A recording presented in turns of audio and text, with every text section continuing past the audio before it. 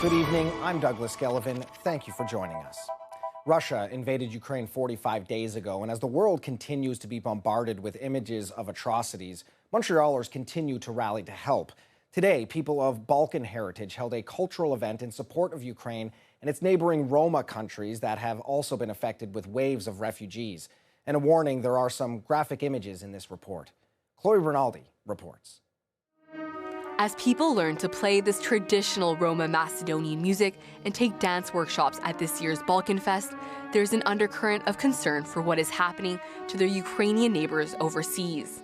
I mean, I think we're all affected by the war. We're all, reacting to this atrocity and shocked by it. So. Ukraine is not officially a Balkan country, but there's a connection. I mean, a lot of the countries like Bulgaria and Macedonia and Serbia are Slavic countries, so the language is similar, and some of their folk traditions also are similar.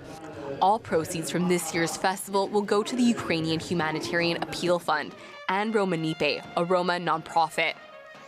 Meanwhile, a march was also held downtown this afternoon in solidarity with Ukraine.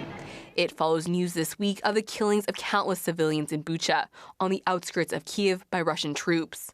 A motion in Canada's House of Commons was passed on Monday, condemning the scenes as war crimes. It's human rights, it's innocent lives. You're massacring children. At the train station yesterday, there was 50 people who got killed in Bucha. You're seeing the drone footage, it's right there. Tordin says governments need to send more resources and equipment to help Ukraine and bring an end to the war.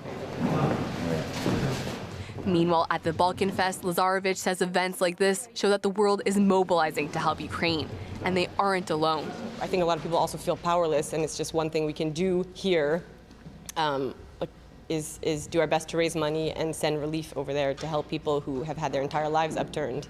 The Balkan Fest celebrations will continue into the night with dance shows and music shows. Chloe Rinaldi, CBC News, Montreal.